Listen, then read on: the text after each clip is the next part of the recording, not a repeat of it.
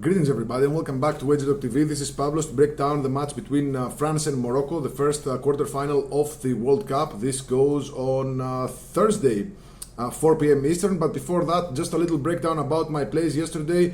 We won our small play on Egypt plus 1.5, but we lost our 5% on the over 2 in the Colombia versus Switzerland game. But guys, this play was loaded like 4 days ago, and the day before the game, we learned that Switzerland's one of their most influential players, Manzambi, was injured in training. The guy has 3 goals and 2 assists.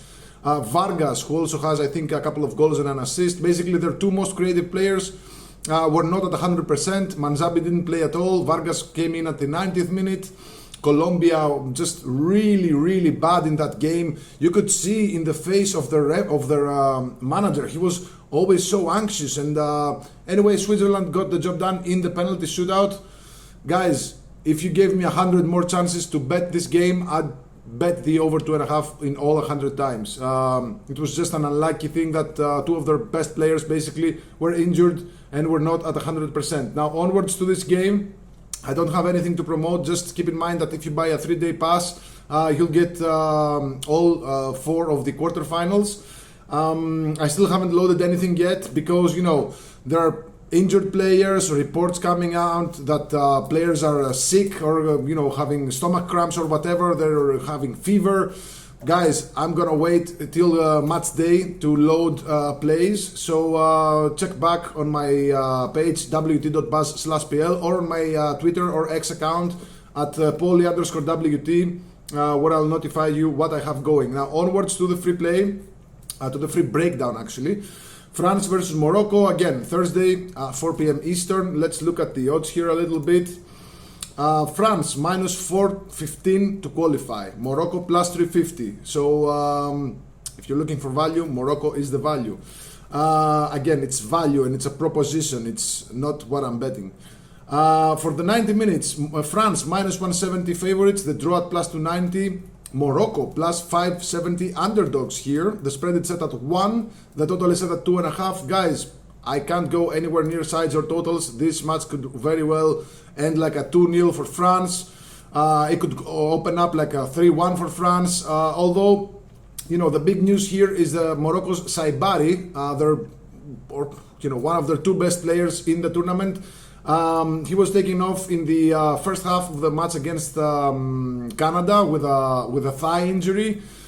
From what I've read today, which is Wednesday, he didn't participate in the full training. He was just on the sidelines, just doing some individual stuff, monitored by the medical staff. So this doesn't look good to me, and don't expect any like true updates, because managers, they keep their cards close to their chest. They don't wanna, you know, leave anything to, you know, they just wanna cloud the waters, if that's even a meaning. They just don't want to make anything known before game time. They're gonna leave the French guessing whether Saibari starts or not, or even plays in the game. Now, if he doesn't start, Rahimi is going to be probably his sub, and I like Rahimi to have a shot on target, and this is a player that I think he scored a couple of goals so far off the bench for Morocco. Rahimi, 1+ shot on target is minus 115, and I like those odds because, again, he's a player who's a very sneaky, like, good dribbler. He can put shots on target rather easily, and he's done so in very limited time. So if he starts, I wouldn't be surprised if he had a shot on target. So again, these are propositions. I'm gonna make my final decisions tomorrow on Thursday, which is game day, after we've gathered all the data regarding who plays, who's gonna start, if Saibari is there. So sorry if you want something more, but that's all I can give right now. So Rahimi, if he starts, 1+ shot on target is minus 115. Now, guys, we're not discovering the wheel here. Mbappe to score anytime is minus 110 at FanDuel. To score anytime, including extra time, is minus 120 on FanDuel, and I like that as well. He's now, after Messi's goal yesterday, he's now second in the Golden Boot race. Even though he doesn't have a good track record of scoring in the knockout stages. And Morocco, they do have a, you know, seemingly tight defense. I don't think Mbappe will have so many scoring chances, but the guy just needs half a chance, right? Just one dribble, leave the opponent behind, and he's a very, very lethal finisher. So even if he gets like, I don't know, 1, 2, 3 shots on target, I think he can convert. So Mbappe to score any time, including extra time, is minus 120.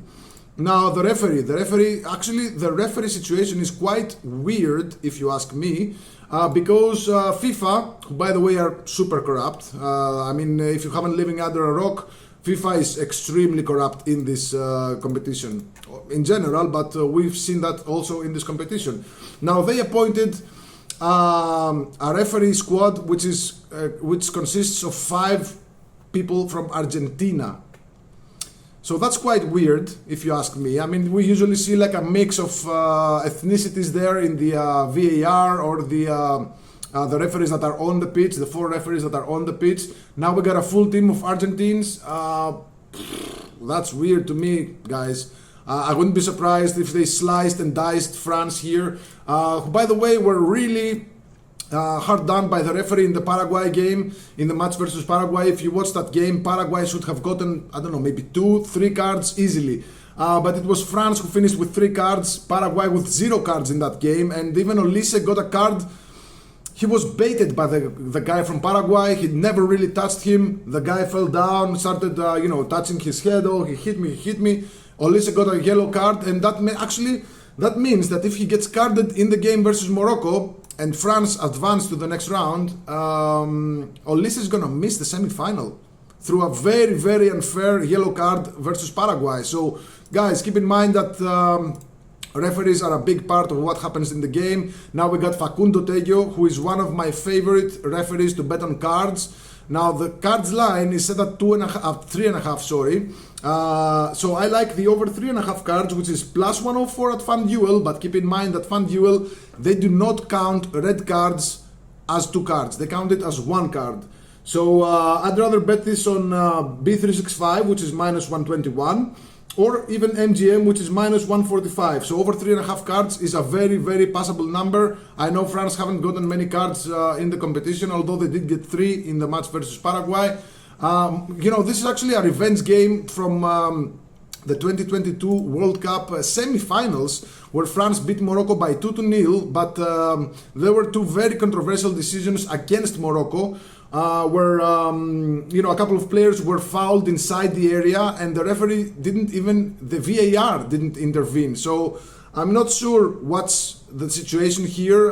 Morocco's coach said that we're not looking at this as a revenge game, but I mean, who knows? And keep in mind that France and Morocco do not have the best relationships going a little further back historically, if you know what I mean. I do not like to make these videos political, but there is a political background in this matchups.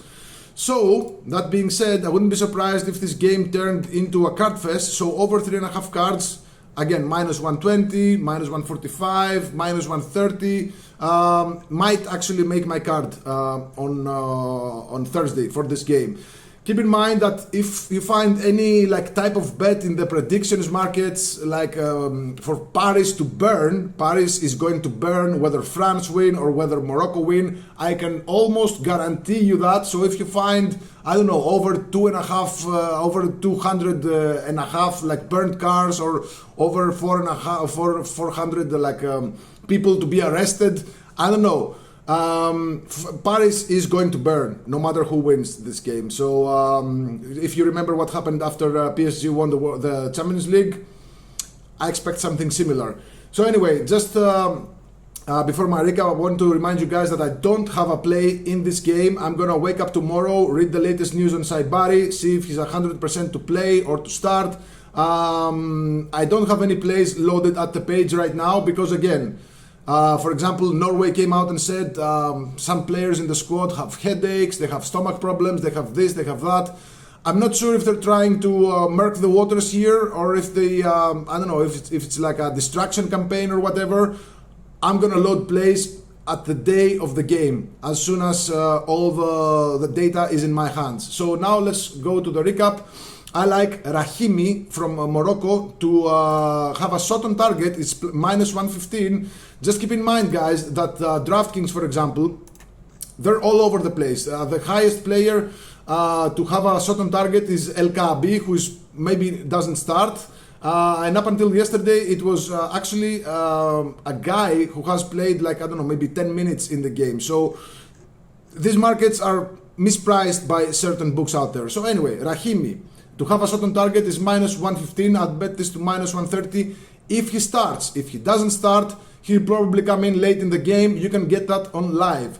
I like, let's see here, Mbappe, anytime, including extra time. If you have a book that includes extra time, minus 120. I mean, without extra time, he's minus 110. With extra time, he's minus 120. I mean, it's 10 cents worse, but you get 30 minutes of potential more playing time. And unless Mbappe gets injured, he's going to be there. So Mbappe, to score any time, including extra time, minus 120. I also like over 3.5 cards. I'd bet this to minus 160, guys. No matter what odds you get in your book, I like over 3.5 cards up to minus 160. Now for spreads and totals, again, guys, it all comes down to whether Saibari plays for Morocco. If you gun to my head, I kind of like Morocco +1. It's at minus 115. But again, don't take my word for it. I'm going to wait for the lineups probably or for some team news to come out on Thursday. Let me know in the comments below what you think about this game. Good luck. God bless.